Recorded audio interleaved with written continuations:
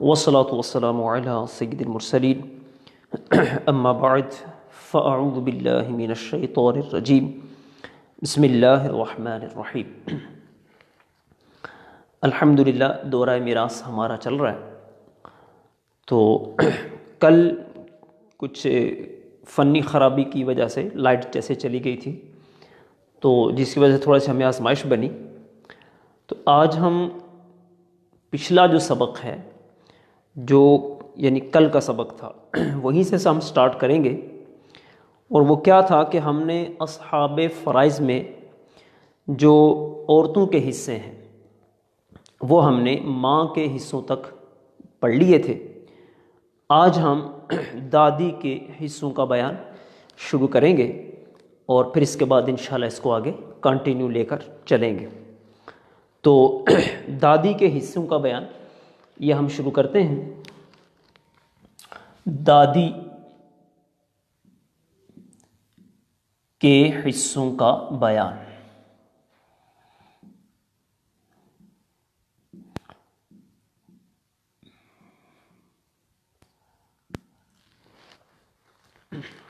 دادی کے اندر ہم نے یہ بیان کیا تھا کہ دادی جو ہے نا وہ جدہ صحیحہ اس کو کہتے ہیں، اور اس کے اندر دادیاں اور نانیاں یہ سب اس میں شامل ہیں۔ اب اس کے اندر مختلف آگے درجات تھے ان کے، یعنی دادی ہے، پھر پڑدادی ہے، اس طرح نانی ہو گئی۔ تو جب یہ دادیاں اور نانیاں یہ درجے میں برابر ہیں، یعنی ایک ہی واسطہ ان کا، تو ایسی صورت میں ان کو چھٹا حصہ ملتا ہے۔ یعنی پہلی ان کی جو حالت بنتی ہے وہ ہے سدس۔ دادی کی پہلی حالت یہ سدس ہے۔ مثلا کوئی شخص فوت ہوا، اب اس کے وارثین میں ایک دادی ہے اور دوسرا چچا۔ تو چونکہ دادی کا سدس ہے، لہذا مسئلہ ہمارا بنے گا 6 سے، ایک دادی کو مل جائے گا اور باقی 5 یہ چچا کو بطور عصبہ مل جائیں گے۔ تو یہ دادی کی ہوگی پہلی حالت۔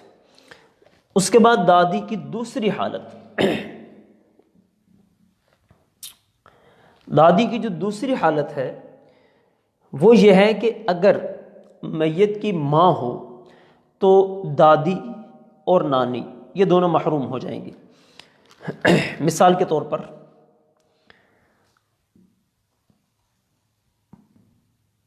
کوئی شخص فوت ہوا، وارثین میں بیوی ہے، ماں ہے، دادی ہے یا پھر نانی، دونوں میں سے کوئی بھی ایک ہے، اور ساتھ میں چچا ہے۔ تو ماں جو ہوتی ہے اس کو ثلث ملتا ہے، اور بیوی کو جب اولاد نہیں ہے تو اس کو ربع ملتا ہے، اور چچا عصبہ ہے، اور یہاں پر دادی یا نانی جو بھی ہے یہ محروم۔ تو جب ہم مسئلہ حل کرتے ہیں تو محروم کے لیے میم کا لفظ یہ لکھا جاتا ہے۔ تو جیسے ربع اور ثلث مل گیا تو مسئلے کی صورت بنتی ہے 12 سے۔ ربع یہ 3 اور ثلث 4، یہ کل ہو گئے 7، اور باقی 5 حصے بطور عصبہ یہ چچا کو مل گئے، اور دادی ہو خواہ نانی ہو یہ دونوں یہاں پر محروم ہو جائیں گے۔ یہ ہو گئی دادی کی دوسری حالت۔ اس کے بعد ہے دادی کی تیسری حالت۔ تیسری حالت یہ ہے کہ اگر باپ موجود ہو تو ایسی صورت میں بھی دادیاں محروم ہو جاتی ہیں۔ مثلا بیٹا ہے، ساتھ میں باپ ہے اور ساتھ میں دادی ہے۔ تو اس صورت میں دادی تو محروم ہے اور باپ کو یہاں پر سدس ملے گا اور بیٹا عصبہ ہے۔ تو باپ یہاں پر عصبہ نہیں ہے، یعنی باپ کو یہاں پر جو اصحاب فرائض میں سے بھی چونکہ باپ موجود ہے تو لہٰذا یہاں پر باپ کو سدس ملے گا۔ تو مسئلے کی صورت ہماری بنے گی 6 سے، باپ کو سدس، باقی 5 بطور عصبہ یہ بیٹے کو مل جائیں گے اور دادی یہاں پر محروم ہو جائے گی۔ تو یہ دادی کی ہوگی تیسری حالت جس میں دادی محروم ہو جاتی ہے۔ اس کے بعد دادی کی چوتھی حالت دادی کی یہ ہے کہ اگر دادی، چونکہ میں نے لفظ بیان کیا جدہ صحیحہ، اس کے اندر ہم نے کہا کہ دادی بھی ہے پردادی بھی ہے، تو اس کے اوپر بھی جدہ صحیحہ کا ہی اطلاق ہوتا ہے۔ تو اب اگر مثلا دادا ہے اور دادا کے ساتھ پردادی ہے، چونکہ اس کو بھی جدہ صحیحہ کہتے ہیں، اور ساتھ میں مثلا میت کی بیوی ہے، تو جب اولاد نہیں تو بیوی کو ربع ملتا ہے،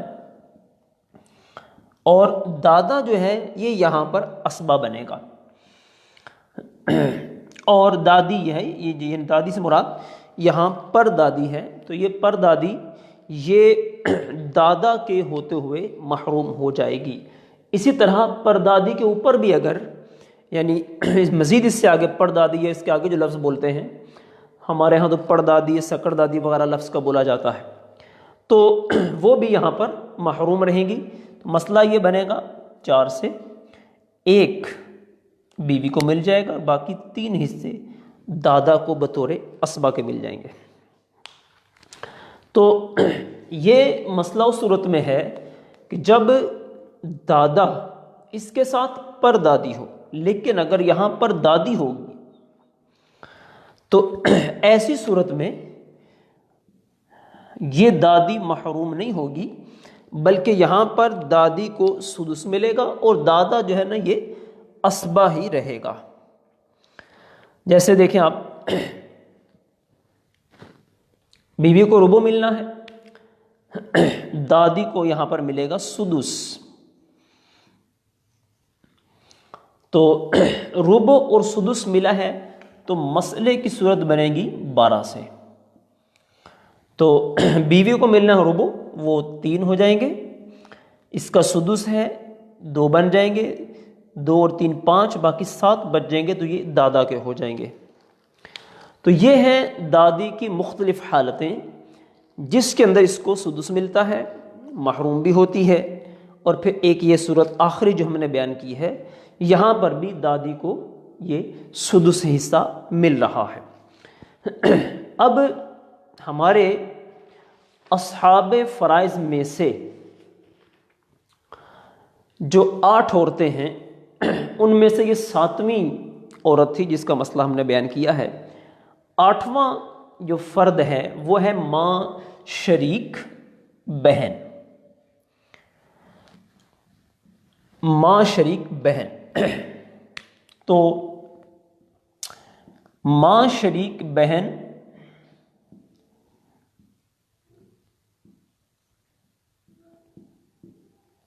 جس کو ہم نے بتایا تھا اس کو کہتے ہیں اخیافی بہن،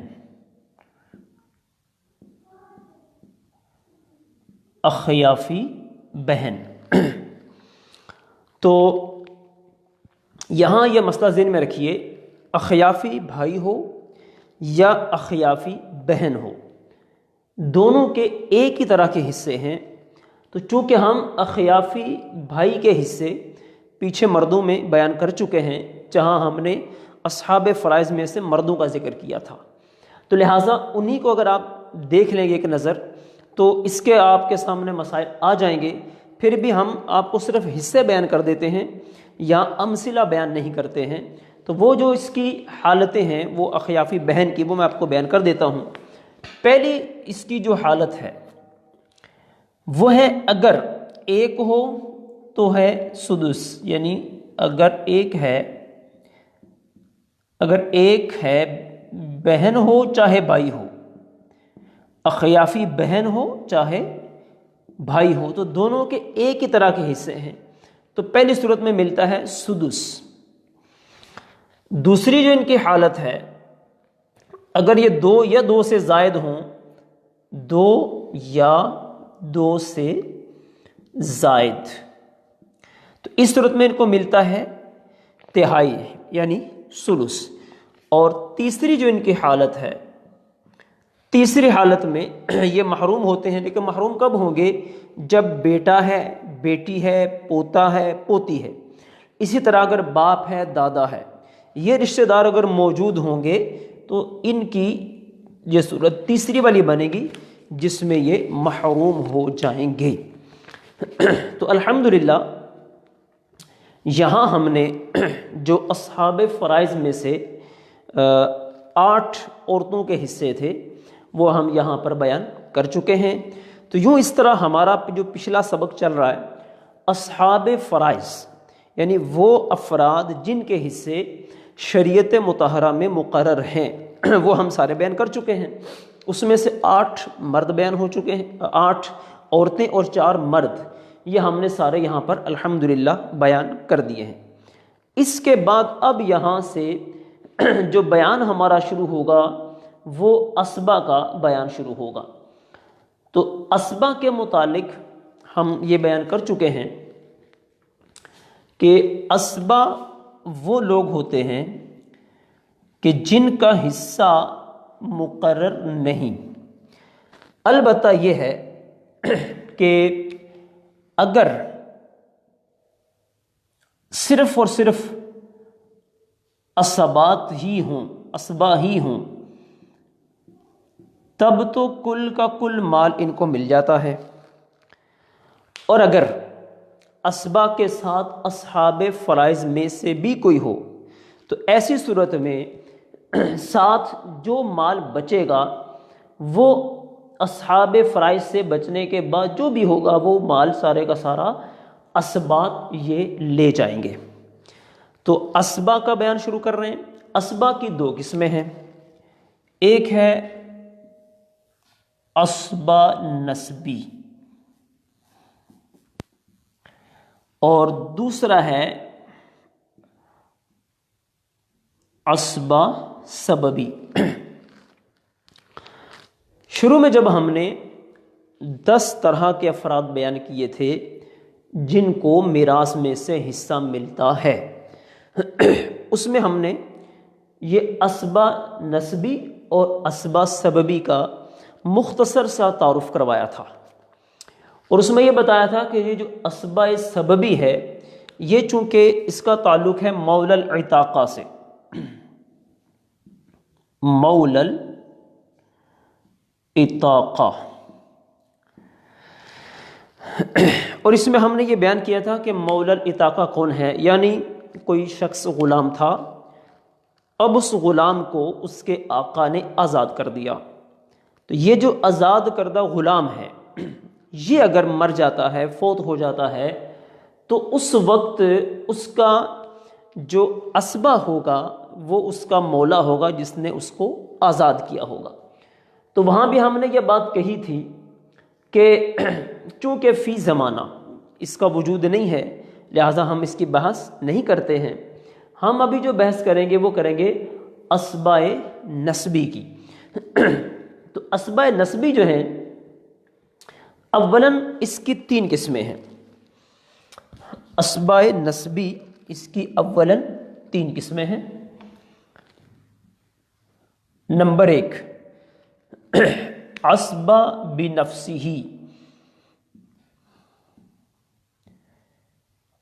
اسبا بنفسہ۔ دوسرے نمبر پر ہے اسبا مع غیرہ، دوسرے نمبر پر ہے اسبا بغیرہ،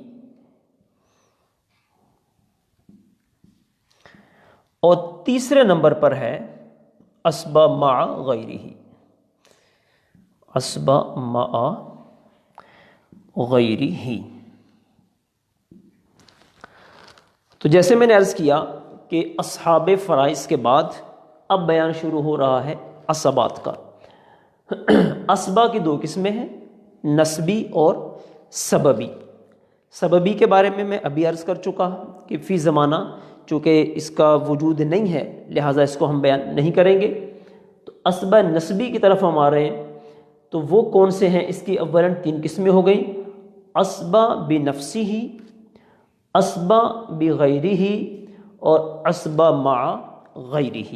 اب یہ کون کون سے افراد ہیں دیکھتے ہیں ان کو ہم۔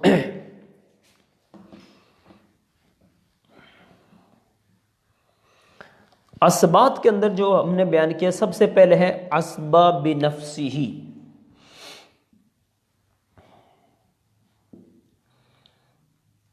اسبا بنفسہ، یہ جو اسبا بنفسہ ہے اس کی پھر آگے جا کر چار صورتیں بنتی ہیں۔ پہلی قسم، چار قسمیں اس کی۔ پہلی قسم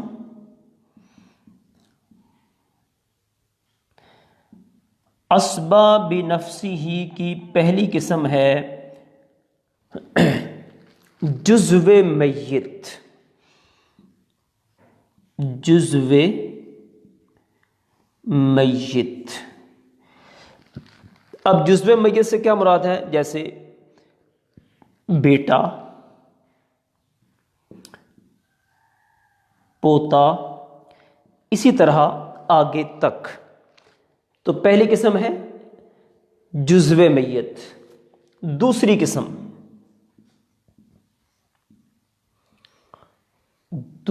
قسم ہے اس کی اصل میت۔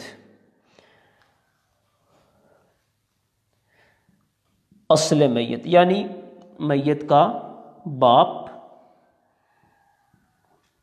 دادا، اور اسی طرح آگے تک چلتے چلے جائیے۔ تو یہ ہے دوسری قسم، اصل میت۔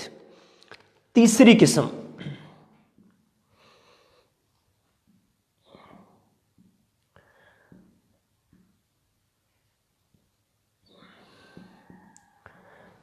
قسم ہے میت کے باپ کا جز۔ میت کے باپ کا جز۔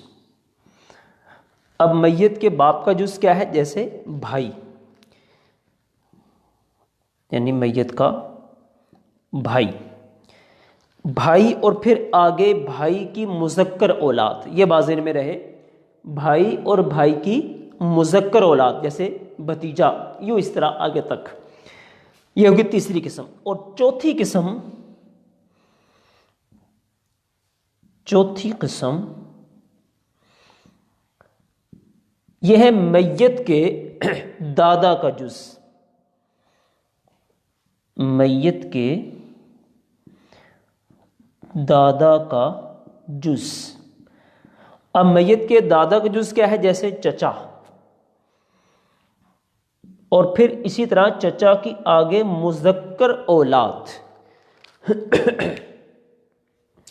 تو اسبا بنفسہ اس کی بن گئی چار قسمیں۔ پہلی قسم کیا ہے؟ جزو میت یعنی بیٹا، پوتا، پڑ پوتا، اسی طرح آگے تک۔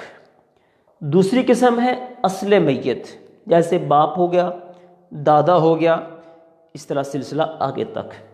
تیسری قسم ہے میت کے باپ کا جز، یعنی بھائی، میت کا بھائی، اس طرح پھر آگے بھائی کی مذکر اولاد۔ چوتھی قسم ہے میت کے دادا کا جز، جیسے چچا، اور پھر آگے چچا کی مذکر اولاد۔ اب آپ دیکھیں یہ ہیں چار قسمیں۔ تو جب میراث کی تقسیم کاری ہوگی تو اس کے اندر انہی چاروں قسموں کی ترتیب کا یہی لحاظ رکھا جائے گا۔ مطلب کیا ہے کہ اگر جزو میت یہ موجود ہوتا ہے جیسے بیٹا، تو اب باپ کو بطور اسبہ کچھ نہیں ملے گا۔ اسی طرح اگر باپ جیسے موجود ہوتا ہے تو میت کا جو بھائی ہے اس کو نہیں ملتا۔ تو اس طرح یہ ایک ترتیب ہے ان کی کہ اسی ترتیب سے بھی ہی یہ اسبات جو ہیں یہ میت کے وارث بنتے ہیں۔ اب اس کی میں آپ کو 2-4 مثالیں بیان کرتا ہوں تاکہ مسئلے کو سمجھنے میں تھوڑا سا آسانی ہو جائے۔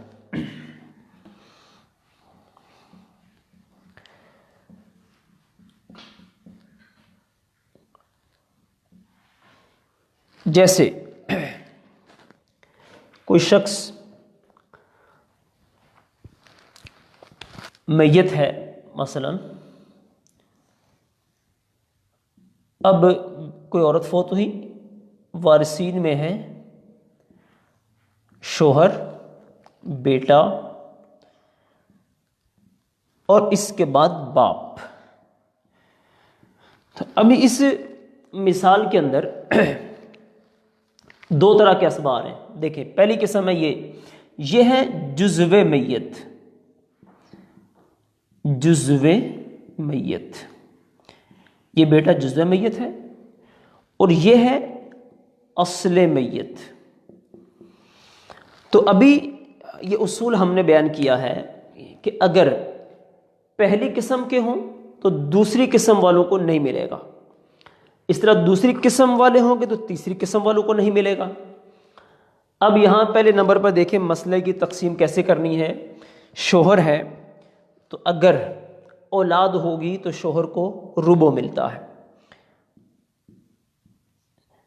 باپ کو یہاں بطور عصبہ کچھ نہیں ملے گا، یہاں اس کو بطور اصحاب فرائض میں سے ملے گا، اور وہ اس کو ملتا ہے سدس۔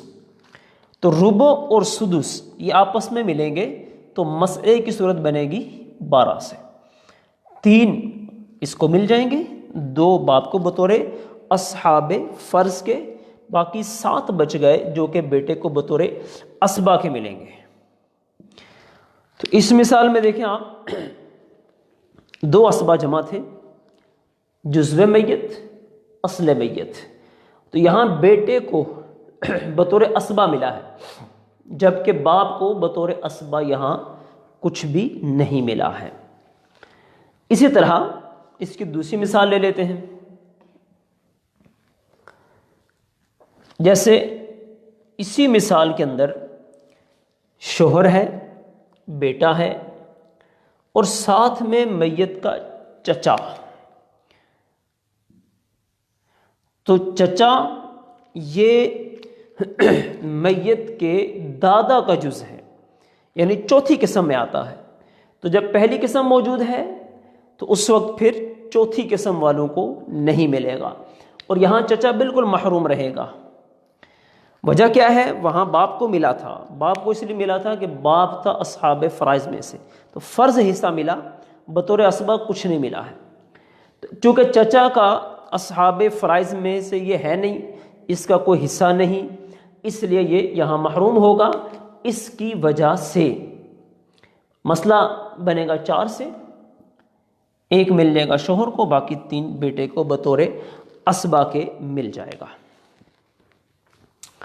اچھا یہ تو ہو گئے اسبہ کی یہ جو 1-2 مثالیں ہو گئیں۔ اب اسبہ ہی کے اندر ایک اور صورت بنتی ہے کہ بعض اوقات اسبہ کے اندر 2 طرح کے اسبہ جمع ہو جاتے ہیں۔ مثلا بیوی ہے، اب حقیقی بھائی ہے،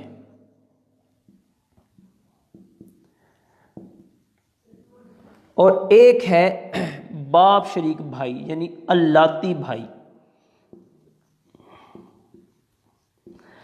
تو اب اس میں یہ دیکھنا ہے کہ میت کے ساتھ کس کی قرابت یہ زیادہ قوی ہے۔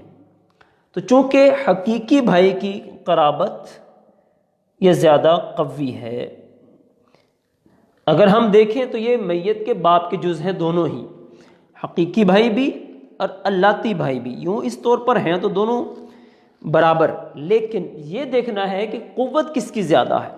تو حقیقی بھائی کی قوت زیادہ ہے کیونکہ اس کی دوہری رشتہ داری ہے، تو لہٰذا یہاں پر اس کو تو بطور اسبہ ملے گا لیکن یہ محروم ہو جائے گا۔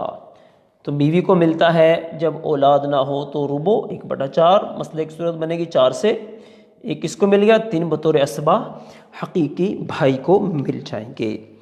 تو اب یہاں یہ دوسری صورت بھی ہمارے سامنے آ گئی کہ جب اسبات میں سے کوئی ایک قسم کے لوگ جمع ہو جائیں، اس کے اندر اب دیکھیں گے قوت قرابت کس کو ہے، جو جس کو قوت قرابت ہوگی اس کو تو حصہ ملے گا، اور جو دوسرا ہوگا وہ اس سے محروم ہو جائے گا۔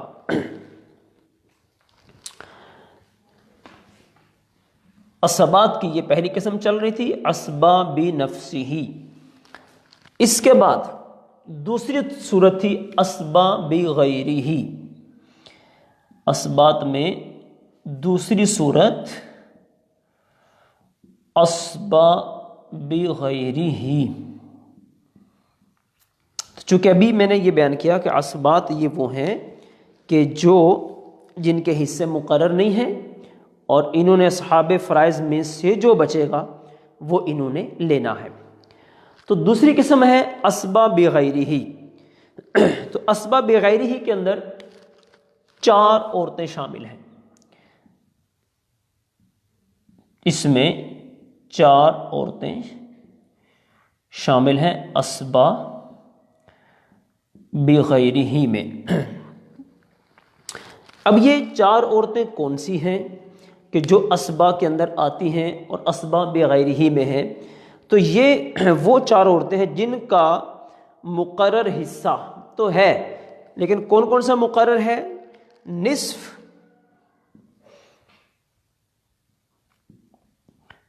اور 2/3۔ تو جن عورتوں کا حصہ نصف اور 2/3 ہے تو وہ عورتیں یہ اپنے بھائیوں کے ساتھ مل کر اسبا بن جاتی ہیں۔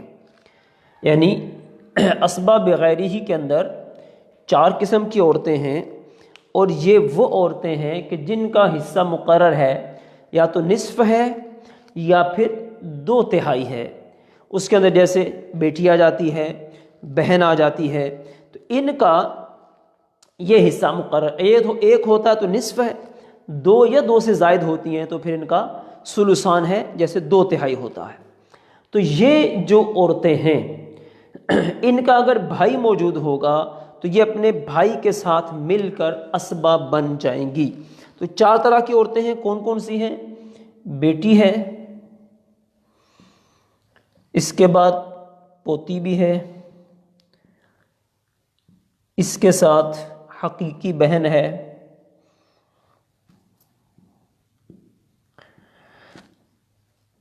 اور چوتھے نمبر پر اللاتی بہن ہے، باپ شریک بہن۔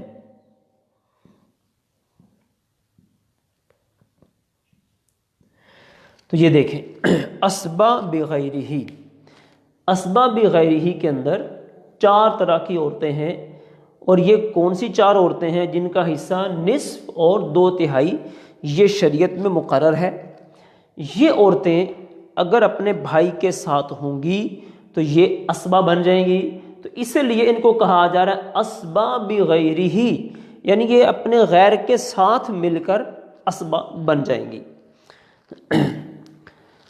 اس کے بعد وہ عورتیں جن کا حصہ مقرر نہیں ہے، اگلی صورت کہ وہ عورتیں جن کا حصہ نہیں مقرر نہیں مگر ان کا بھائی اسبا ہے، وہ عورتیں جن کا حصہ مقرر نہیں لیکن ان کا بھائی یہ اسبا بنتا ہے، تو یہ عورتیں اگر اپنے بھائی کے ساتھ بھی آئیں گی تب بھی یہ محروم رہیں گی، یہ اسبا نہیں بنے گی۔ اس کی مثال کیا ہے؟ وہ یہ ہے، مثلا دیکھیں زوجہ ہے، اب اس کے ساتھ چچا ہے اور چچا کے ساتھ پھوپھی بھی ہے، یعنی چچا کی بہن،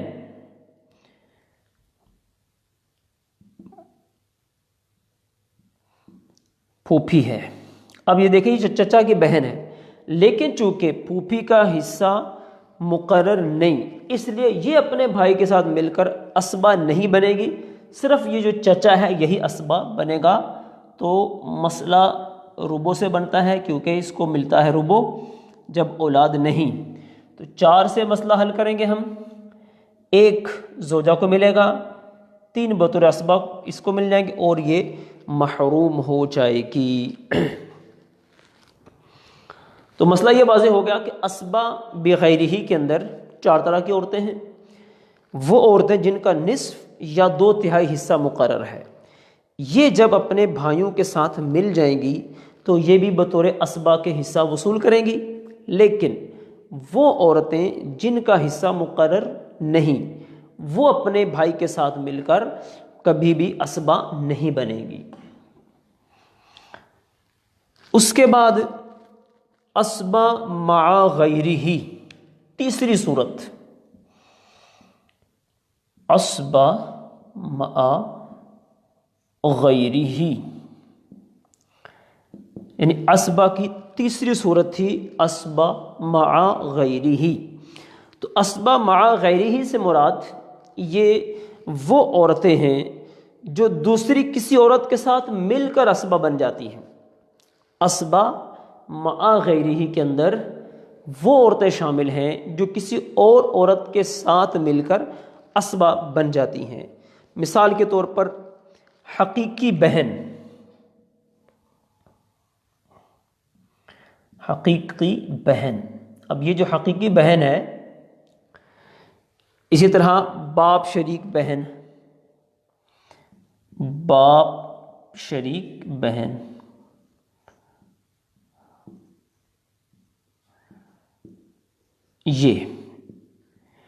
یہ جو دونوں ہیں یہ بیٹی کے ہوتے ہوئے اسبا بن جاتی ہیں۔ اس کی مثالیں پہلے بھی ہم نے ویسے پڑھی ہیں، ایک مثال یہاں بیان کرتے ہیں اس کی۔ مثلا بیوی موجود ہے، اس کے ساتھ حقیقی بہن ہے، اور ساتھ میں بیٹی ہے۔ تو دیکھیں، تو بیٹی جو ہوتی ہے یہ اس کا اصحاب فرائض میں سے ہے، اس کو ملتا ہے نصف جب یہ اکیلی ہو، یعنی 1/2۔ بیوی اولاد کی موجودگی میں اس کو ملتا ہے 1/8۔ یہاں پر اس نے بننا ہے اسبا، یعنی اب جو مال بچے گا وہ اس کو دے دیا جائے گا۔ تو دیکھیں نصف اور سمن ہے، تو مسئلہ بنے گا 8 سے 1 بیوی کو مل جائے گا، 4 اس کو مل جائیں گے، باقی 3 بچیں گے بطور اسبا، یہ حقیقی بہن یہ لے جائے گی۔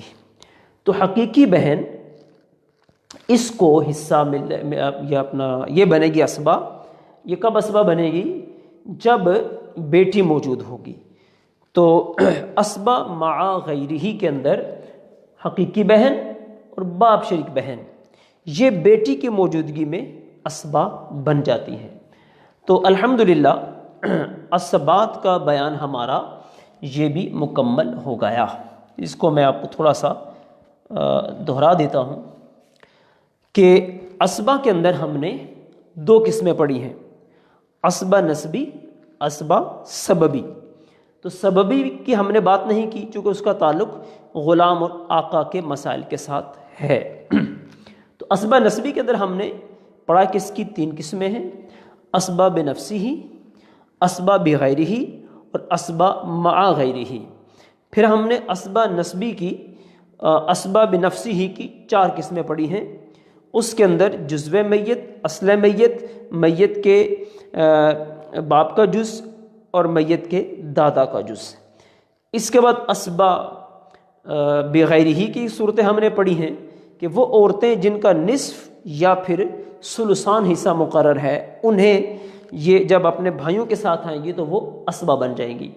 تیسرے نمبر پر ہم نے پڑھا اسبا مع غیرہ، یعنی بعض وہ عورتیں ہیں کہ جو کسی دوسری عورت کے ساتھ مل کر اسبا بنتی ہیں، وہ ہے حقیقی بہن اور باپ شریک بہن، تو یہ بیٹی کی موجودگی میں اسبا بن جاتی ہیں۔ تو الحمدللہ آج ہمارے جو دو بڑے یہ فرد ہیں ان کا بیان مکمل ہو چکا ہے، یعنی ایک تو اصحاب فرائض اور دوسرا عصبات۔ اب تیسرے نمبر پر آج ہم ایک بات پڑھیں گے، اس کو کہتے ہیں حجب کا بیان۔ حجب کا بیان،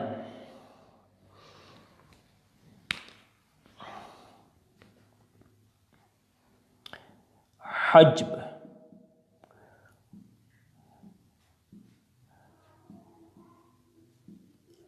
جی۔ اب حجب کیا ہے؟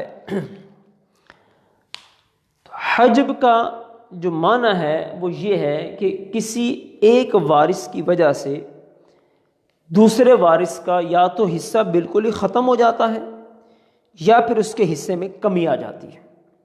یعنی حجب کیا ہے کہ کسی ایک وارث کی وجہ سے کسی دوسرے وارث کا حصہ یا تو بالکل ختم ہو جائے گا یا پھر اس میں کمی آ جائے گی۔ تو گویا اس کی بنتی ہیں دو صورتیں۔ نمبر ایک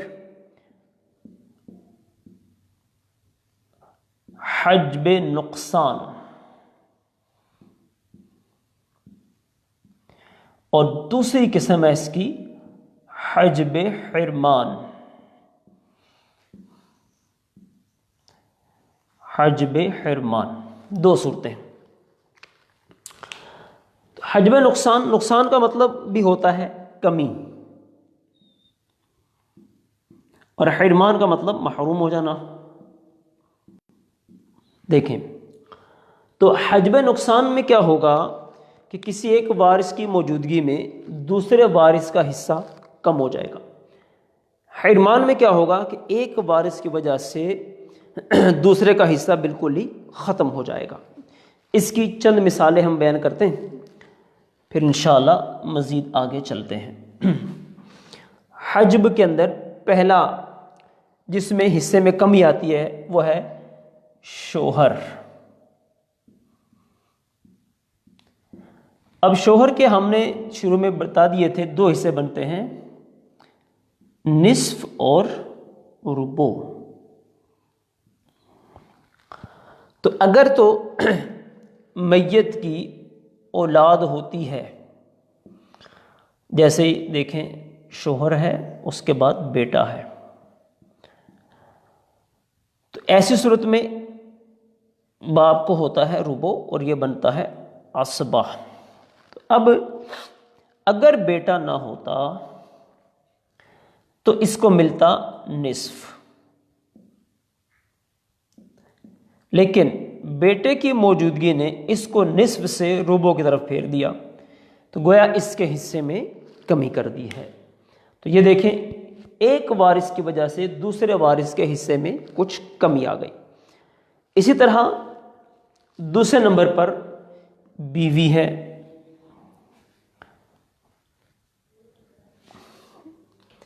تو بیوی کی بھی چونکہ دو صورتیں بیان کی تھیں، ربع ہے اور ثمن ہے۔ تو اس کے اندر بھی کیا ہے، اگر اولاد موجود ہوگی تو بیوی کو ملتا ہے ثمن، اگر نہیں تو ملتا ہے ربع۔ مثلا بیٹا ہے تو ایسی صورت میں اس کو ملنا ہے ثمن، یعنی 1/8۔ تو یہ دیکھیں اس کو 1 ملا، 7 اس کو مل کے بطور اسبا ہے۔ تو اگر یہ نہ ہوتا تو اس کا حصہ بڑھ جاتا، یعنی ربع ہو جاتا۔ تو یہ ہوتا ہے حجب، یعنی کسی ایک وارث کی موجودگی میں کسی کا حصہ یا تو کم ہو جائے یا پھر حصے میں بالکل ہی وہ حصہ ختم ہو جائے۔ یہ جو ہم نے صورتیں بیان کی ہیں یہ حجب نقصان کی صورتیں ہم نے بیان کی ہیں۔ اچھا، اسی طرح اگر ہم آگے چلتے ہیں حجب حرمان کی طرف، تو اس کی بھی بہت ساری صورتیں ہیں، کچھ تو ضمناً ہماری پہلے وہ چلتی بھی رہی ہیں، کچھ مزید ہم ایک دو مثال یہاں بیان کر دیتے ہیں۔ مثلا یہ اب مثال آئے گی حجب حرمان کی، جس میں بالکل ہی اگلا محروم ہو جائے گا۔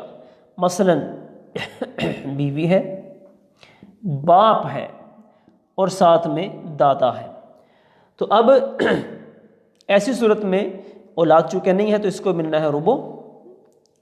باپ یہاں پر عصبہ ہے، تو جب باپ عصبہ ہے تو باپ کی موجودگی میں دادا بالکل محروم ہو جائے گا۔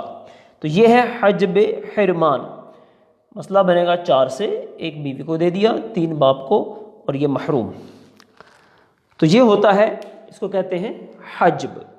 دونوں قسموں کی ہم نے ایک کی مثال بیان کر دی ہے تاکہ مسئلے کو سمجھنے میں ذرا آسانی رہے۔ صلو علی الحبیب صلی اللہ تعالی علی محمد۔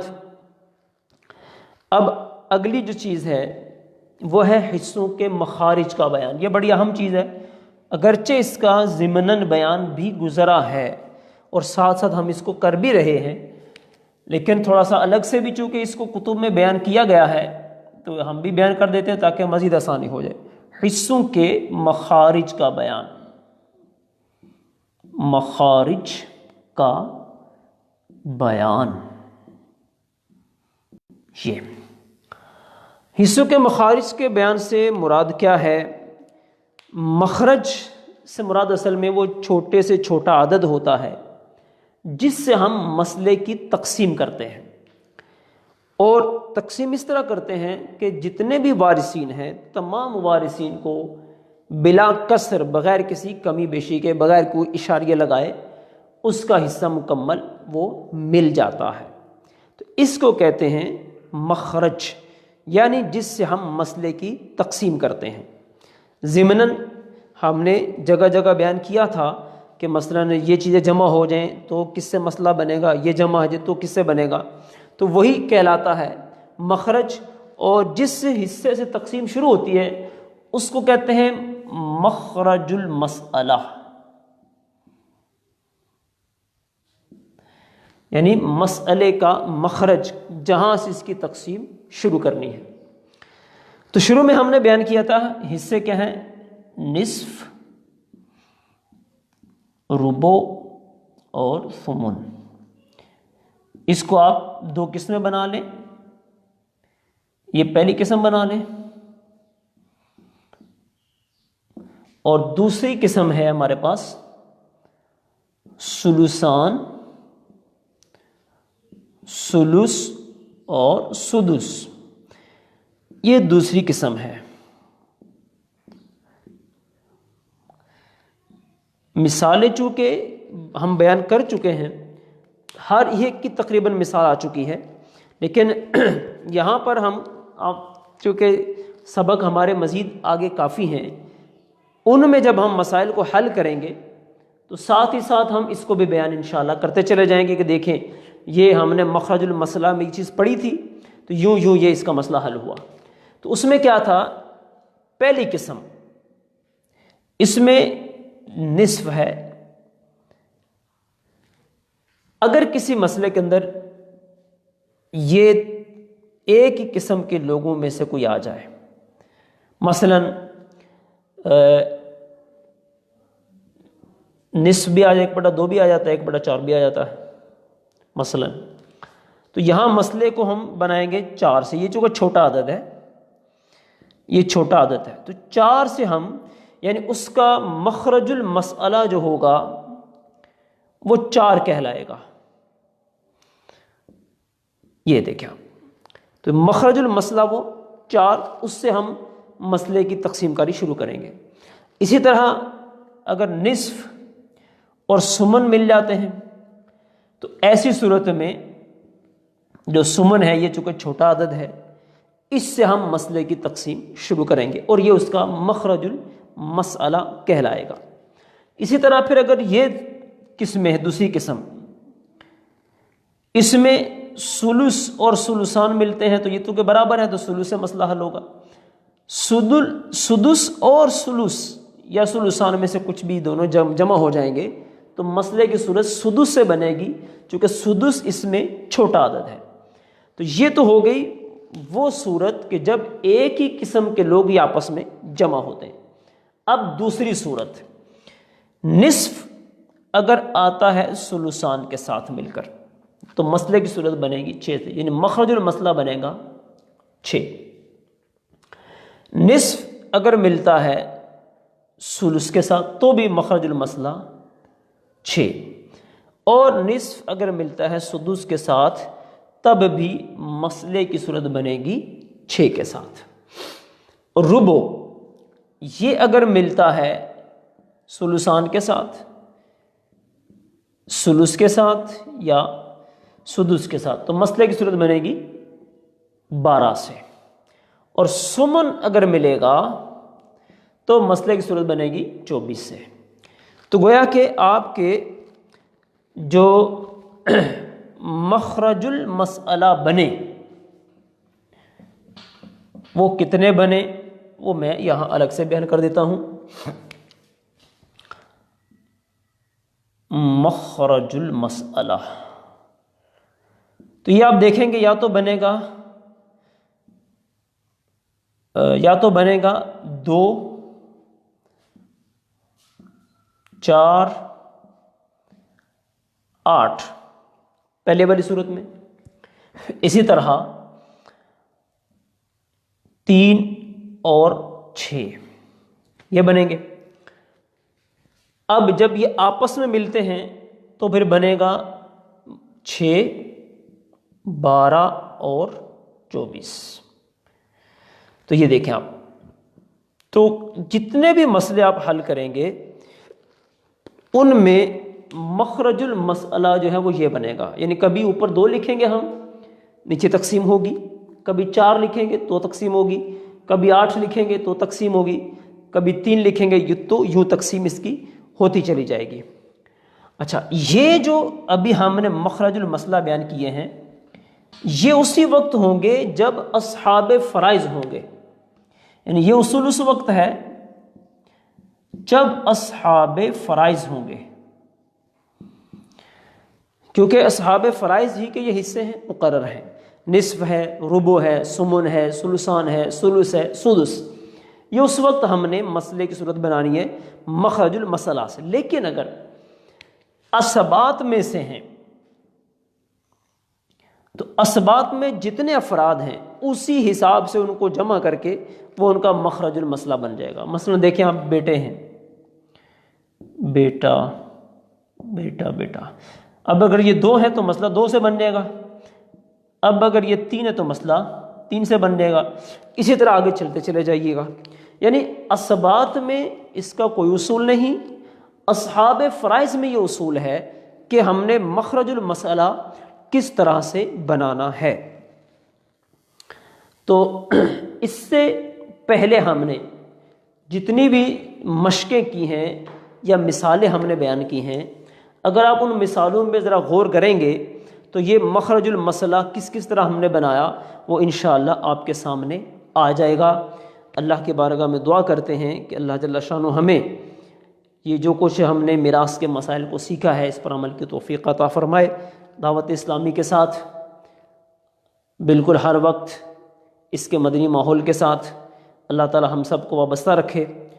مدنی عطیات کی بار بار گزارش ہے کہ رمضان المبارک بالکل قریب ہے، تو اپنے عطیات، زکوٰۃ، عشر یہ دعوت اسلامی کو دیجیے۔ اللہ تعالی ہمیں اس کی برکت نصیب فرمائے۔ آمین بجاہ النبی الامین وما علینا الا البلاغ المبین۔